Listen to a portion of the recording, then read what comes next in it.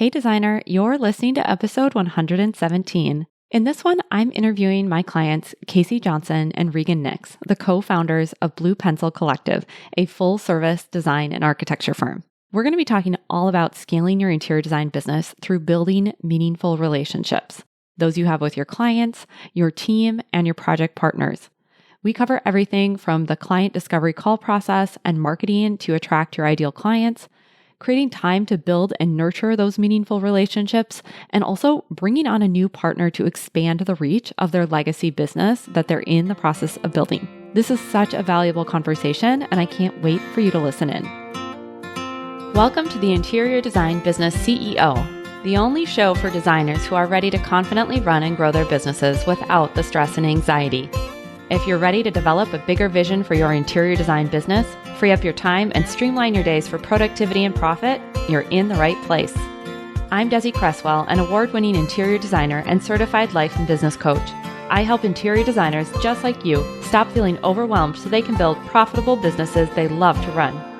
Are you ready to confidently lead your business, clients, and projects? Let's go. Hello, designer. Welcome back to the podcast. Today is a special day. It's an interview day, and I'm bringing on my past clients, Kasey Johnson and Regan Nix. They are the co-founders of Blue Pencil Collective, a full-service interior design and architecture firm based out of White Bear Lake, Minnesota. And also joining us today is Christy Davis, their principal architect on staff and a valued team member who's on the path to partnership. So welcome, everyone. I'm so glad to have you here. Thanks for having us. Thank you. We're happy to be here. Thank you. All right. So Kasey and Regan, before we dive into the topics we're going to be covering today, could you just share a little bit more on who Blue Pencil Collective is, the types of projects you work on, the clients you serve, and also who you have on your team? So, like you said, we're a full service architecture and interior design firm. We are about 50-50 on commercial versus residential projects. And we handle everything from start to finish, from conceptual ideas, coordinating engineers, construction documentation, detailed drawings, and then hand it off to the contractor and perform construction administration services. So we're really the eyes and ears on the site for our clients, and then install furniture and handle all the procurement. So when the house or business is ready, our clients can move right in. That's amazing. I love that you have a 50-50 split of the residential and commercial. I find that's kind of rare. I think firms that I engage with and just firms that I'm aware of tend to have more of an imbalance, not imbalance in bad way, but I think there's always that desire to bring in more of one or the other. And so the fact that you've achieved that breadth of work, I think is really impressive. Yeah, it's nice and exciting for us because as the market fluctuates, we're able to keep our doors open and have a very versatile workflow. Yeah, absolutely. And a little bit about your team. You are fully a woman-owned and operated business, which I think is fantastic. Kasey, why don't you tell us a little bit more about the team structure, including, of course, Christy, who we've got here with us today. So Regan and I are the co-founders, and we actually just celebrated our 8-year anniversary. Congratulations. And then Christy joined our team last August, and we knew from the very beginning that we always wanted an architect as our next partner in the business, and we knew we wanted it to be a woman. No hard feelings out there to any of the men, but we wanted someone that could truly jive with us really seamlessly. And with two co-founders who have very different personalities, we knew it was going to be a very specific person. And we actually hired an HR team to help us search for that third person. And we met Christy, and right away we knew that she was meant to be part of our team. So now she's on the path to partnership and already 6 months in, and it's going really well. Yeah. And I'm definitely going to want to ask some more questions about that, especially as we further explore the idea of relationships in this episode.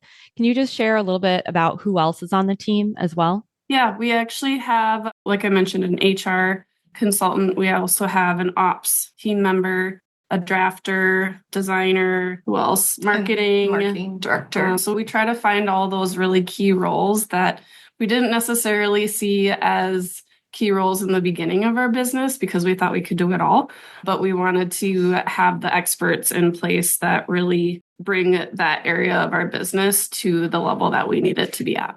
Yeah, I think that's a smart move. And as I was mentioning, we had the opportunity to work together a few years ago. We worked together both in your partnership in the business, and then Kasey, I had the opportunity to work with you one-on-one as well.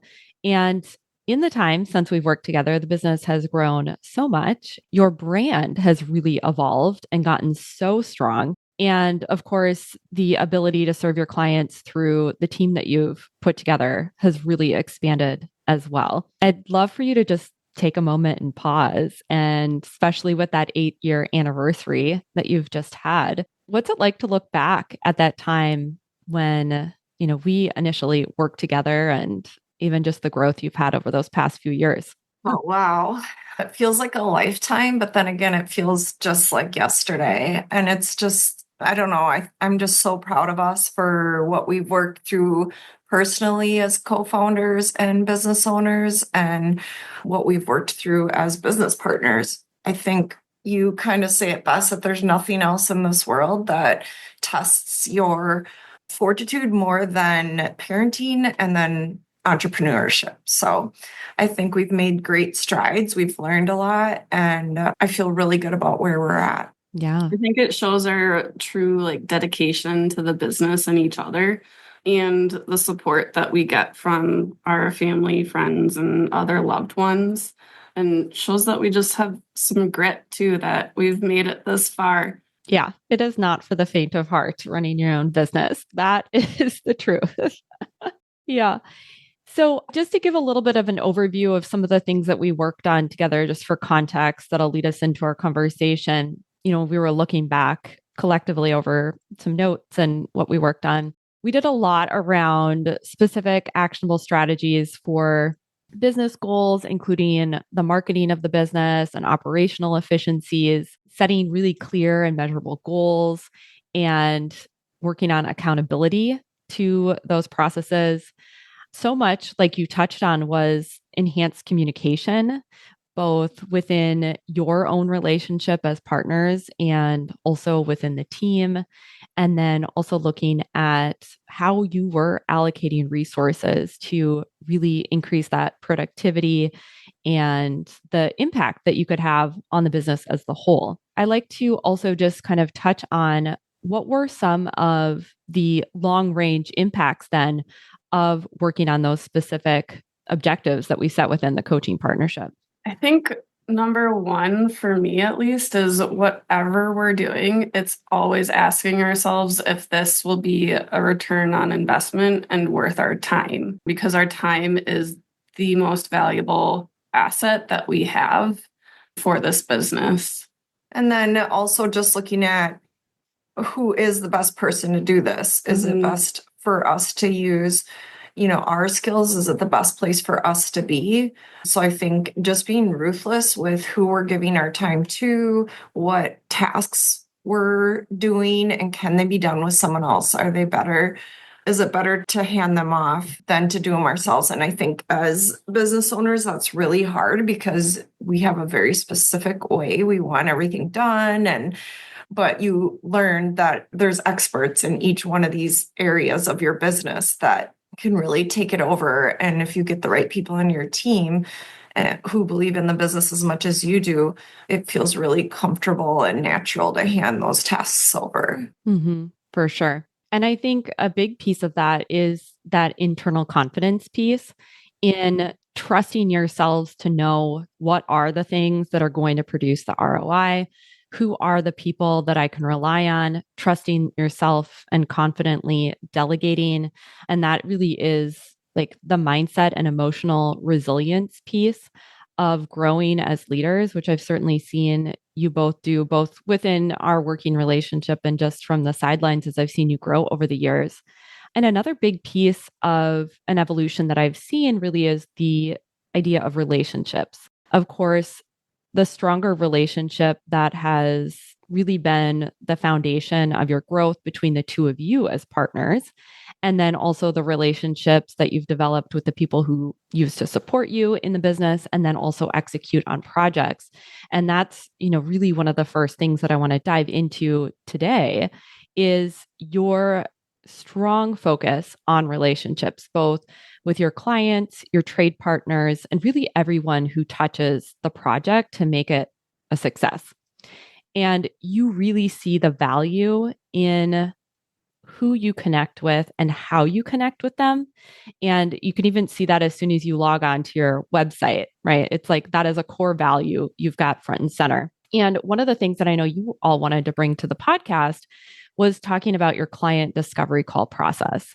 And that's really that initial personal touch point that is the kickoff for determining if this is the right fit. So if we could just back it up a little bit, rewind the tape. How did you know when it was time to say, this is something we really need to reassess and take another look at? It was very early in our business. At the beginning, our discovery process looked like this. We would invite any inquiry into our office, and then we would set up like a buffet of food and music and candles. And I mean, it was a production.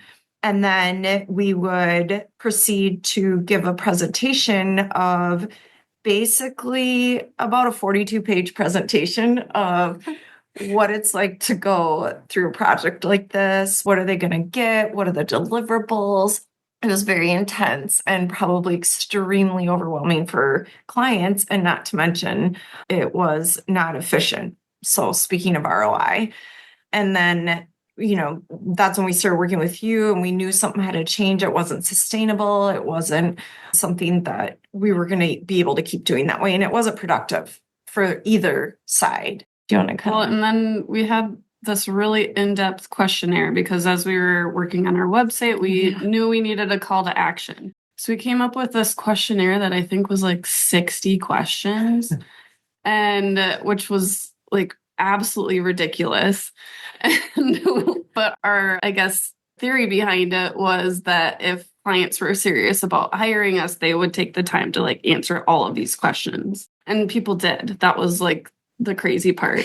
Some people did. There were a few people. Yeah. Yeah. So I can't remember if the questionnaire was before or after, or maybe even during that whole meeting process too, of the discovery meeting in our office, but it was a lot. Too much for you, too much for the client. Yeah. There was lots of wasted time and energy being expended on this process that wasn't necessary and wasn't really helping either party along.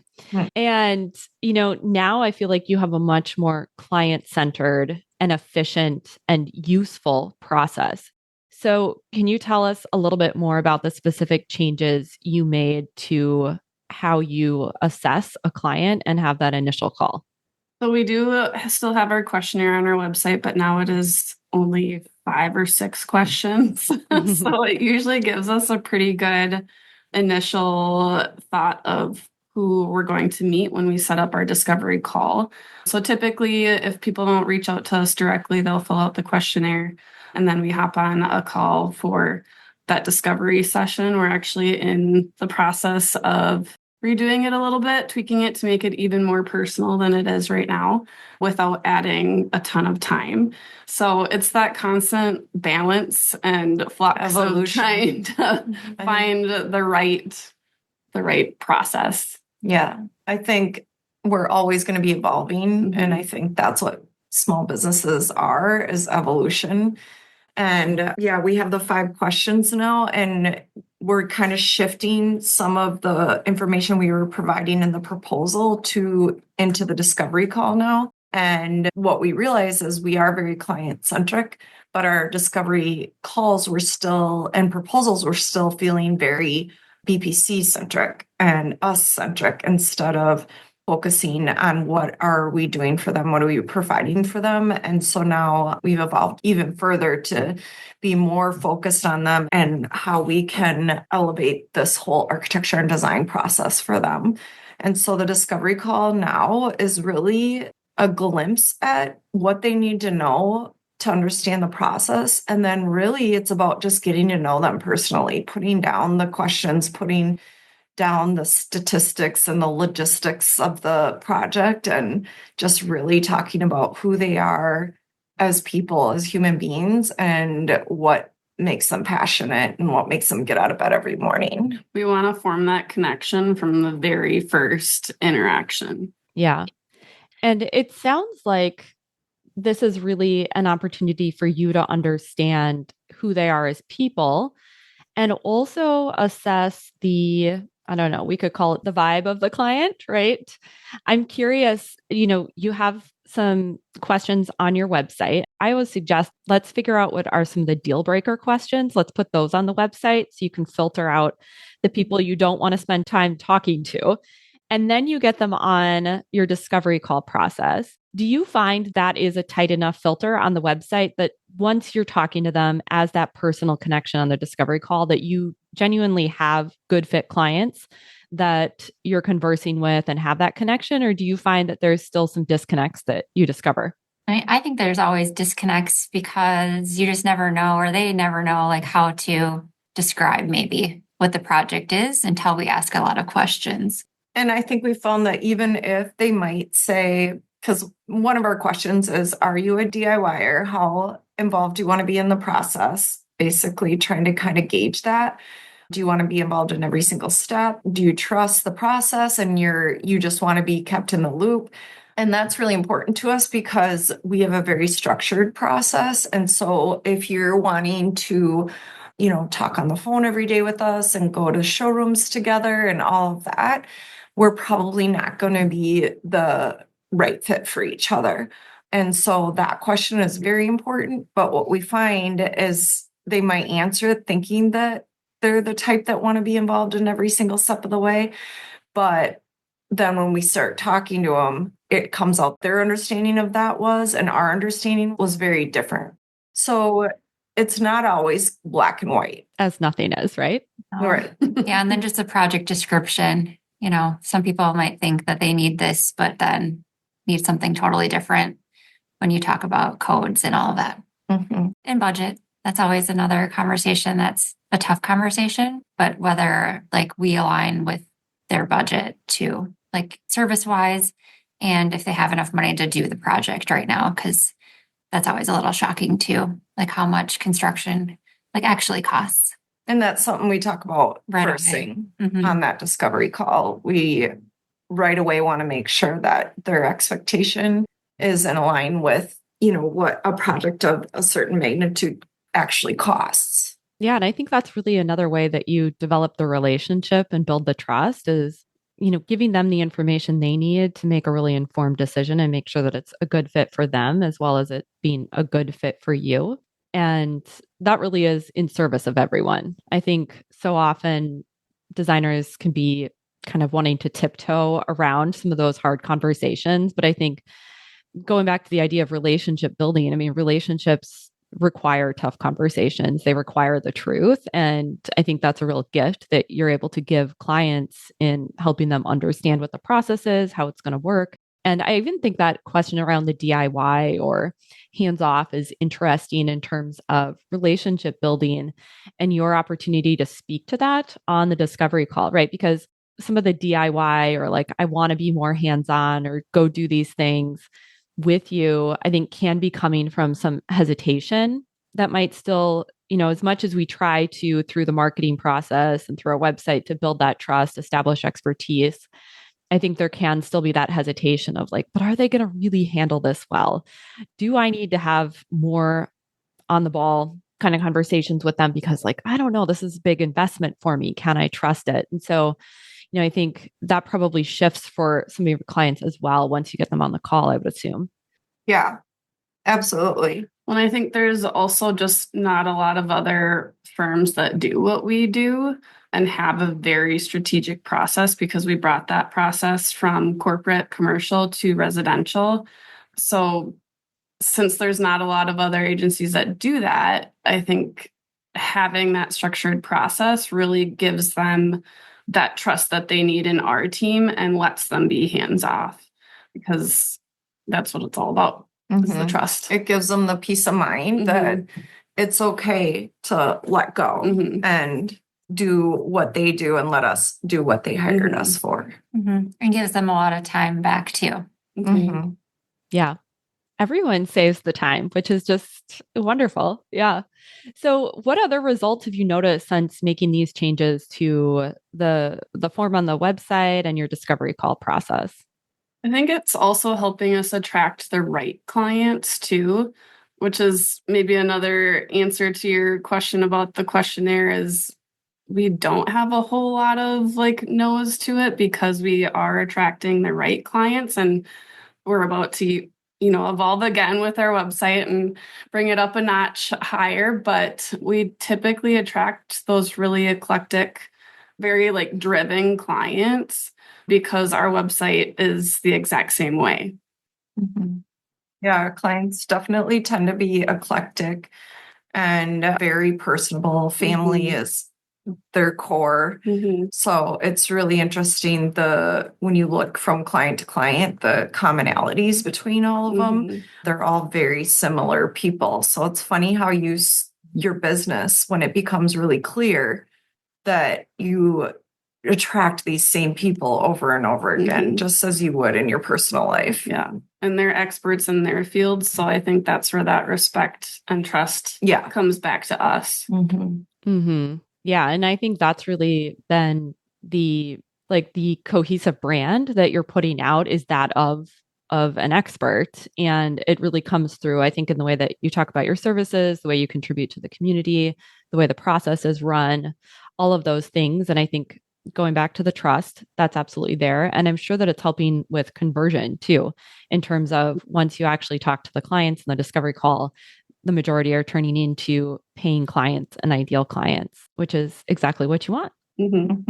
So I know some designers have hesitation around getting more structured with their intake forms, having that established kind of initial screening, having the discovery call be set in a certain way. If they have any hesitations about testing the waters of making some changes to how they approach the discovery call process, what advice would you have for them?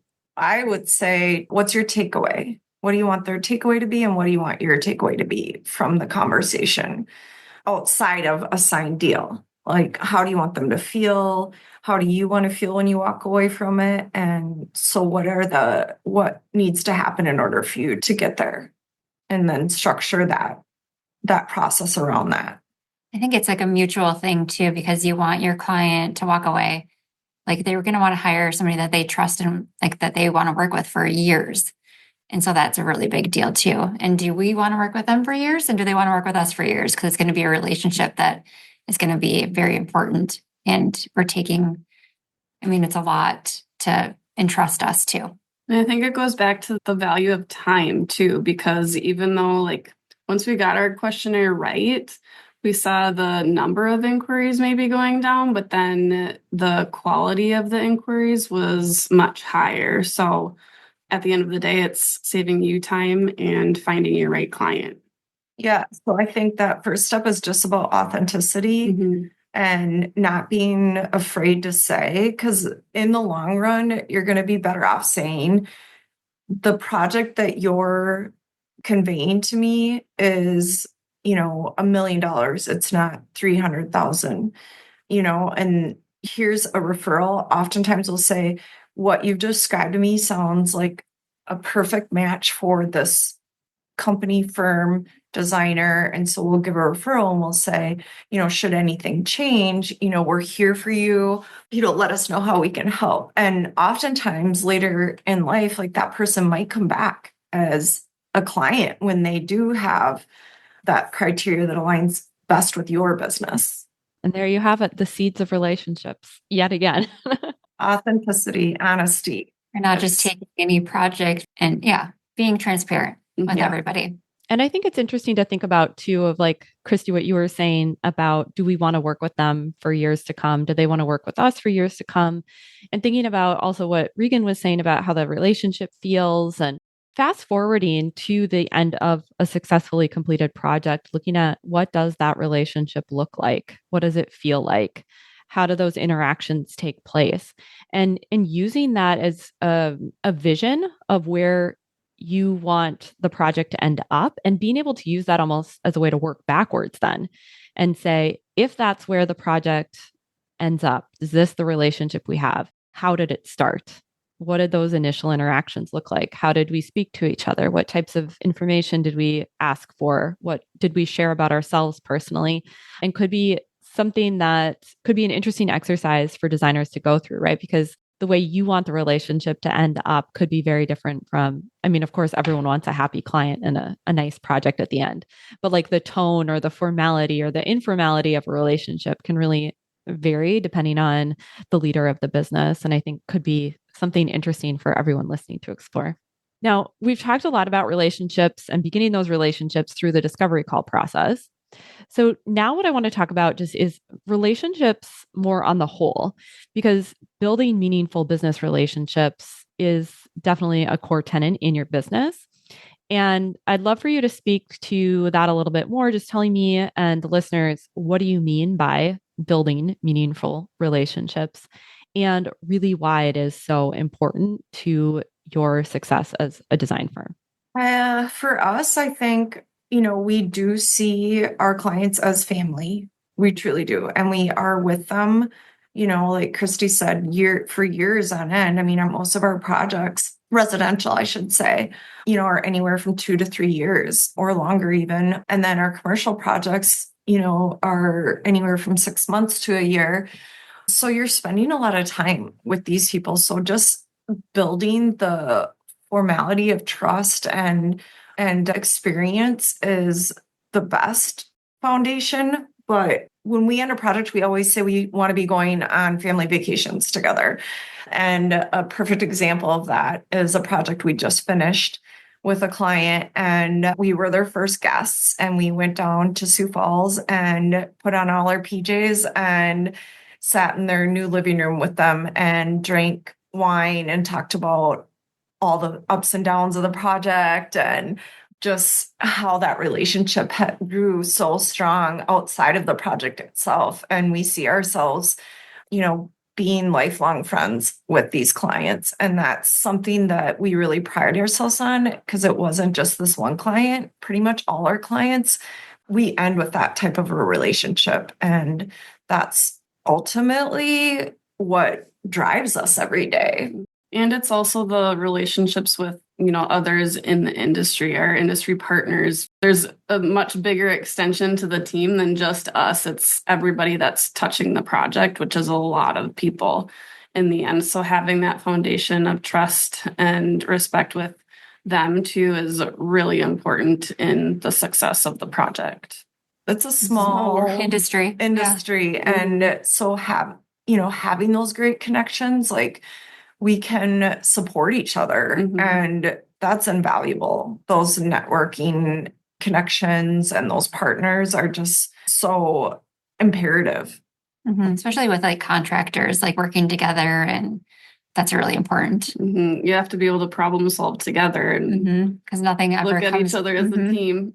Yeah, nothing is right there either. It's always, there's always something that happens in the field, no matter how simple the project might seem. Absolutely. I think we can all just have a collective, yes, that is so true. Things are going to go wrong. And so having that strong relationship and seeing each other as valuable project partners, and that knowing that each person brings something really strong to the table is so important.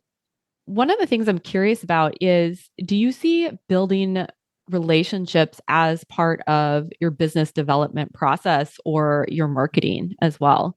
I know we've talked a lot about like getting the clients onboarded and then creating a successful project, but I'm curious if you really think about relationship building in terms of marketing or how you continue to grow the brand. Absolutely. I think it's completely integral, and they all kind of intersect and intertwine in all sorts of ways, both business, the people, everything. Mm-hmm. Yeah, it can be, reps or, manufacturers, builders, like basically anybody, engineers, it goes on and on with how many people we try to stay connected with and build those relationships with, because you never know where projects might come from, and just the help along the way. If you have questions, you can reach out to somebody and just ask a quick question and have them as an alternate resource if you don't know the answer to something for a client. So, and I also think, being women, something that I love about being a woman and love in other women is the nurturing.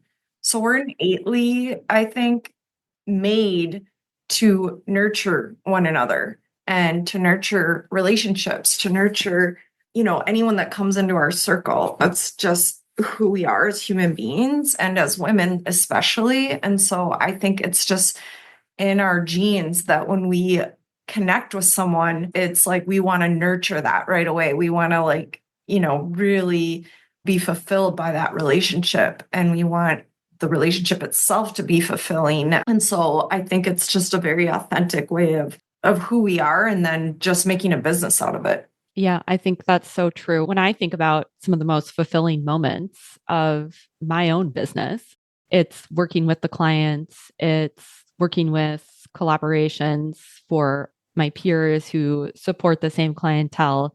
It's those conversations and the relationships and the intimacy of getting to know one another and seeing each other's growth, and also seeing you overcome obstacles. And that is so deeply fulfilling.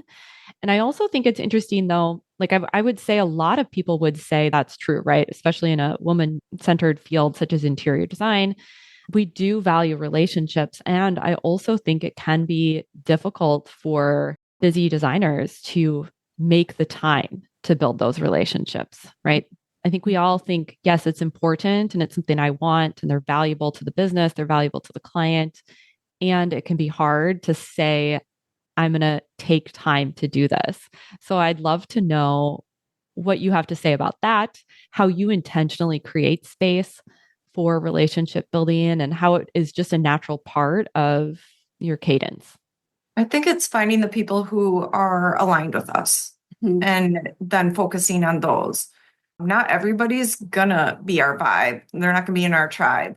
And so it's finding those that support us as much as we want to support them, and who really believe in us, and then really just focusing and putting our time into those.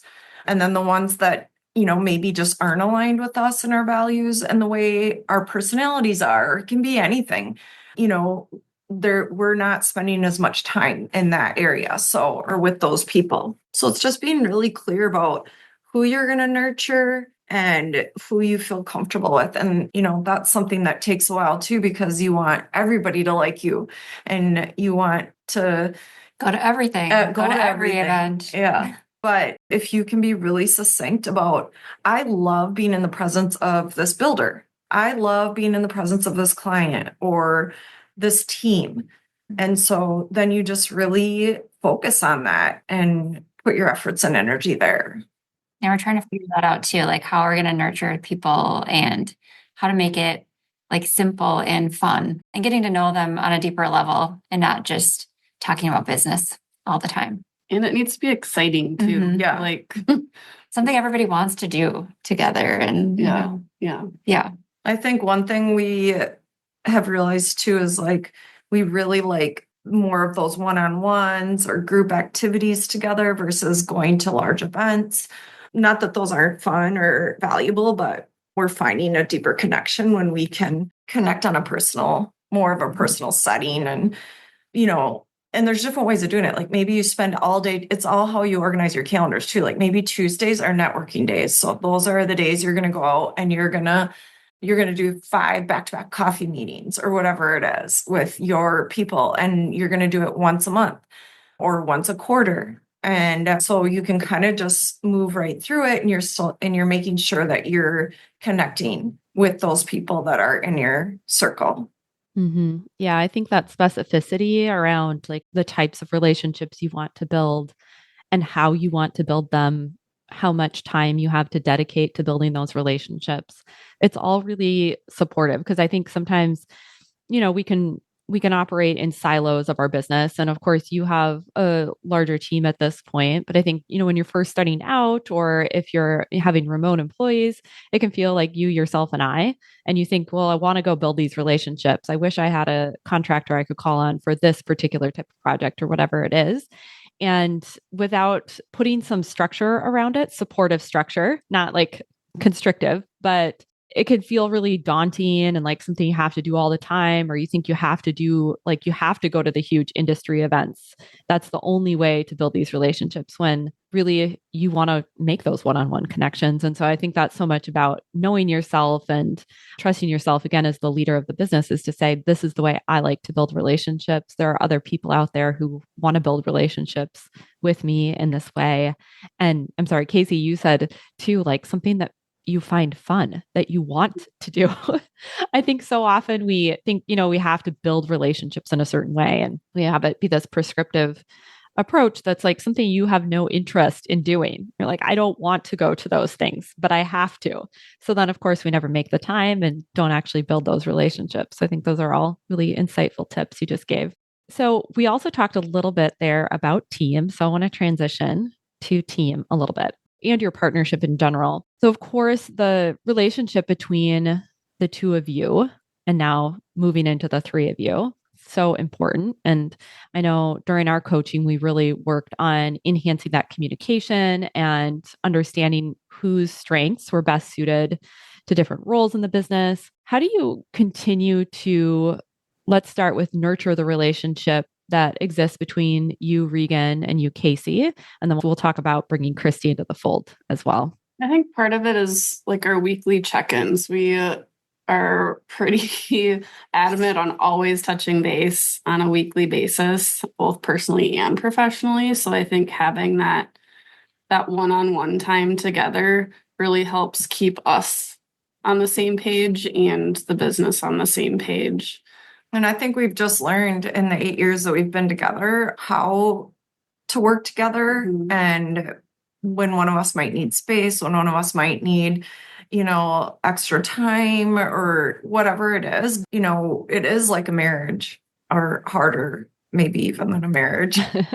But so we have to go through all of those things that you do in a marriage, and I think, just really cognizant of what the other person is going through and what they're feeling, what their strengths are, what their weaknesses are, and then being able to step in or step back to allow those to shine. One of the things that I'm curious, and I bet other people would be curious about too, is just, you two are friends. So how do you balance that? Do you have ways that you draw lines between work and personal that support you in the business, or how do you manage that? It's definitely tricky, but when we're in the office, it's like work mode on. Obviously, we're still very respectful, but we try to keep it as separate as possible between business and personal. Yeah. And I think, again, it's an evolution, and it's hard. It's a roller coaster, and learning how to disagree with each other on things and learning how to celebrate too. But I think when you come into work, and this is a discussion we had not too long ago, when we're at work, I'm going to respond to you, or you're going to respond to me as co-working partners, as a business mindset. That can be very different than how I would respond to you on the outside as your friend. So that's the hardest thing, is like, as your business partner, this is how I'm going to approach you, because right now I'm in business mode, and what's most important to me at this moment and on business mode is the business. If you ask me the same question, or we talk about the same topic outside of work, I'm going to give you probably 180-degree different response. So I think that's the biggest thing too. Like Kasey said, drawing that line, like, we're business here and we're friends, out there. I mean, both of them cross over, but it's just kind of trying to keep that mentality. Mm-hmm. Yeah, I think very much a mindset. And I think a little bit too of maybe training yourself to not read into certain tones or formality of speech or shortness even of speech, right? That maybe as a friend or in a friendship with like on a text thread or something, it's going to be more playful. It's going to be maybe a little quippier. And I think often just like being relational beings, we want to dissect and assign meaning to every interaction that we have. And I'm sure that's an ongoing process of learning how to navigate those communication ways between the two of you as well. Yeah. And I think we've both just also evolved as people so much with the evolution of the business and gone through different seasons together and differently. And it's just, we've learned a lot about ourselves and the other person. And I think just like any relationship, it's being supportive to each other, both inside and outside of the office. Yeah. And I think anyone who knows us knows we're complete opposites. I mean, we are on opposite sides of this, any spectrum you put out there that exists. So, it's learning to respect how each other operates and respecting those differences. Because they're in the end, they're amazing. The differences really balance each other out. And yeah, absolutely. So yeah, I think that's interesting to talk about with Christy now here entering the picture. If we've got Kasey on one end of the spectrum and Regan on the other, where does Christy fall? And how did you consider where on that line you wanted that third partner to be? I don't know if we knew. We didn't know that this third partner really existed. So yeah, I don't know if we had this vision, but she, as she stands today, is perfectly in the middle of us. She's a little bit Kasey, a little bit me, and a lot Christy. I love it. It's interesting. You've even placed her in the middle. We're recording this for audio, but I'm here on Zoom with you. You've even placed her in the middle of you two. So that's very interesting. Yeah. So Christy, tell us a little bit about like, what do you think attracted you to Blue Pencil Collective? Or how did you see this as a relational fit in the business? I think at first it was like the partnership part and then the women owned. I didn't know them before I started. So, but the first day that I came in, it was like we all were perfect together. And I could kind of feel that balance and like how I would be in between them a little bit, but not until I started. Then it was like very clear that they were complete opposites, but it's in a good way because you need the balance. And it was hard to navigate right away because I'm like, okay, who do I agree with or disagree with? Or how do I say my own real opinion right now? Or when can I voice my opinion, So I was just trying to figure out that too. But now I think I have it down. I feel more comfortable and confident about it, that nobody's going to be offended, that it's just all of us just saying our opinion and it's fine, Yeah. And how do you think the partnership relationship going from 2 to 3 is going to shift how you operate the business? Do you see that making a huge change, any huge changes in how you approach the running of the business? Or do you see the partnership in providing different assets and a different component? I feel like we've always looked at it as a positive to have, another person having input in the business. We value opinions and we know that Christy is going to provide like her real thoughts on every situation. So I think we're really excited for that and looking forward to like how much she contributes. And I think it will operate the same. And I think that's what this year leading up to the partnership was really built out for, was understanding how she gradually starts to fit in and where she fits in. And ultimately, we brought her on to spearhead our commercial side of the business. And so it's pretty clear cut. I mean, we all, have our hands in everything as a small business, but really we brought her on to spearhead that commercial side of BPC. So that'll kind of be the biggest change.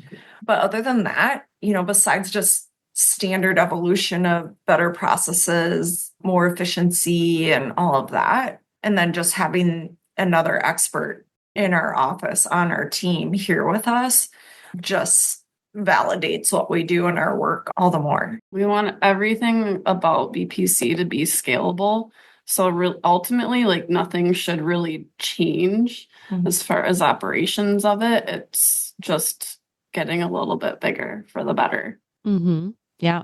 Do you see your individual roles like as founding partners shifting with the addition of a new partner? Like, do you see the way that even just you yourself in the business shifting at all? Yeah, I think, we're the way we can allocate different parts of the business. We can obviously take some off our shoulders and allocate it to Christy now. And so it's definitely going to provide a little bit more breathing room for Kasey and I. Yeah. And I imagine the growth will be there then too, of being able to handle more projects, bigger projects. And I'm curious, since she's going to be spearheading commercial, how does that shift your involvement in commercial projects? Still same, or do you see that shifting too? Probably be a lot more hands off, chiming in and everything, but more hands off. The way we've kind of separated the business now is Kasey's spearheading residential and residential design and that aspect. And then Christy is commercial design. And then my specialty is really in construction documents and construction administration.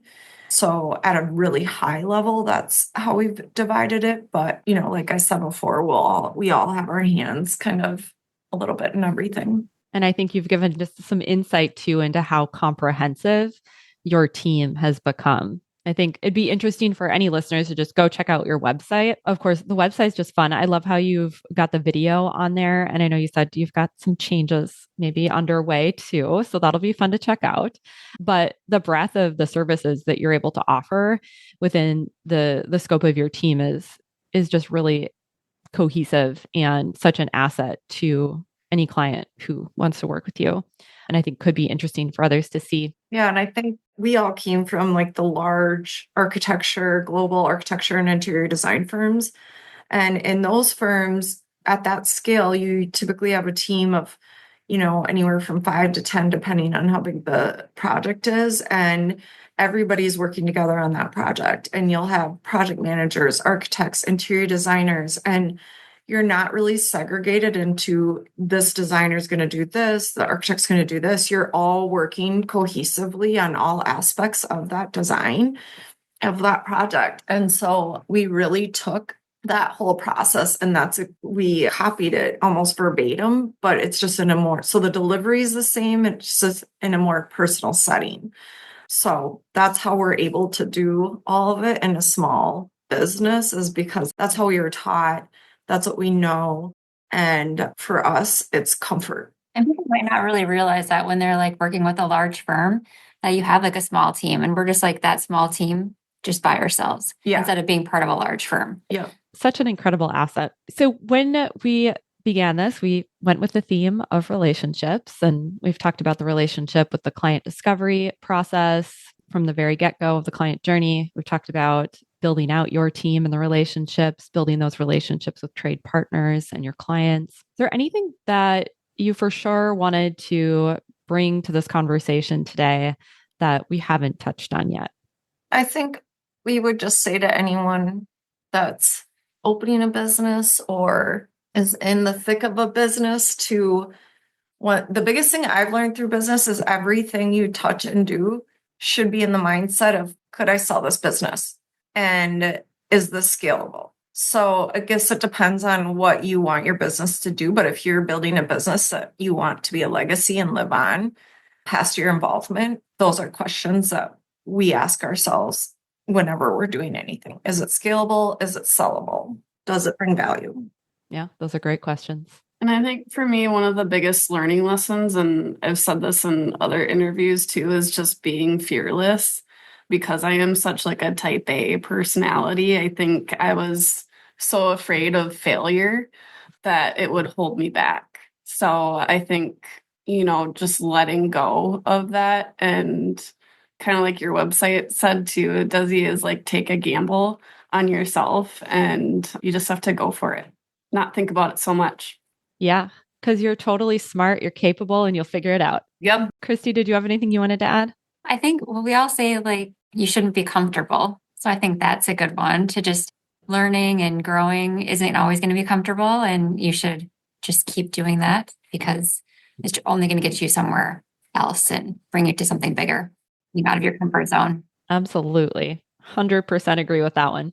All right. And just kind of as we wrap up here, I'd like to ask if you have anything you'd like to share. I like to give people some insight into what it's like to work with me. So, is there anything for a designer that might be listening and they're like, oh, what's it like to work with Desi that you'd be up for sharing? The toughest, hard hitting question of the interview. My favorite thing, well, I'll go.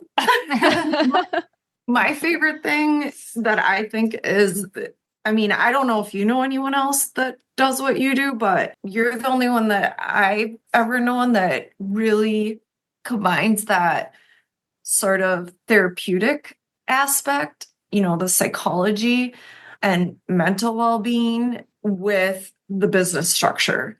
That is something I haven't seen before. And they're so interrelated, the amount of therapy that I think there should be a therapist on every small business, any business. There should be a therapist required to be on staff.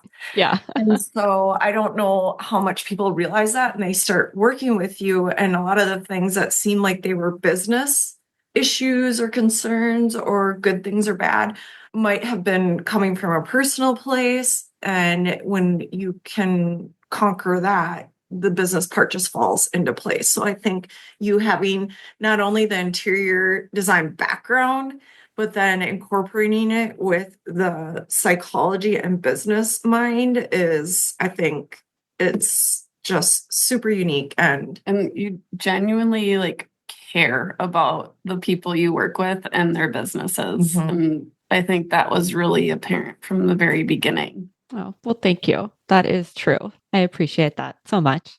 And it really has been a joy to watch your evolution. And I'm love for you just to share kind of what are you thinking for 2025? What's next? Yeah, we're definitely going to, up our game, bring our website to another level, and then just really change our whole marketing approach. Say more about that. If you're willing. I think it goes right along with what we were saying about finding your people and then focusing on them. And then also just really understanding our lead nurturing process and what that looks like, and being just really succinct with our time. We're getting much, much better at that and realizing time is money more and more every day. So just understanding where our time is, and then focusing our marketing efforts on just strengthening the relationships we believe in this year. It's so interesting, right? Because when we think about where you were when we first started working together, right? Like some of those themes were there. It's just as you continue to evolve the business, grow the business, evolve as the business owner, you just continue to deepen those lessons and become more effective and step into that high level leadership, which I think is rewarding. And also, it takes real dedication and commitment to continue to refine. I think, especially as you become that more mature CEO and that mature business, that is the work, is the refinement. And we're also on the back end working on so many things internally just to make us more streamlined and efficient, and never forgetting about the operations side of everything too, because really what keeps our doors open. So, Yep. All right. Well, where can people find you? Tell us the best places to check you out. I know I've mentioned the website, but maybe you can give the URL and anywhere else you would recommend people look you up or even reach out if they want to say hi or share a takeaway from today. Well, our website is bluepencilcollective.com. We're also on Instagram and Facebook, LinkedIn, or you can reach out to us directly via email too. It's hello@bluepencilcollective.com. And our door's always also open if you just want to go old school and stop in and say hi. Well, thank you all for joining me. It was really great to recap some lessons and just catch up a little bit. For everyone listening, I'll be back next week with a brand new episode. And in that episode, I'm going to be talking about a really important topic for this time of year, which is giving yourself enough chances to succeed. We're going to be hitting that mid-January slump, and that's when goals tend to go off track. So I don't want that to happen for any of you. So make sure you subscribe to the show And if you enjoyed this interview, make sure to share it with a designer or architect you know, because I know that it would be helpful. Until next Wednesday, I am wishing you a beautiful week, and I'll talk to you soon. Thanks for joining me for this week's episode of the Interior Design Business CEO. If you want more tips, tools, and strategies, visit www.desiCresswell.com. And if you're ready to take what you've learned on the podcast to the next level, I'd love for you to check out my signature group coaching program, Out of Overwhelm.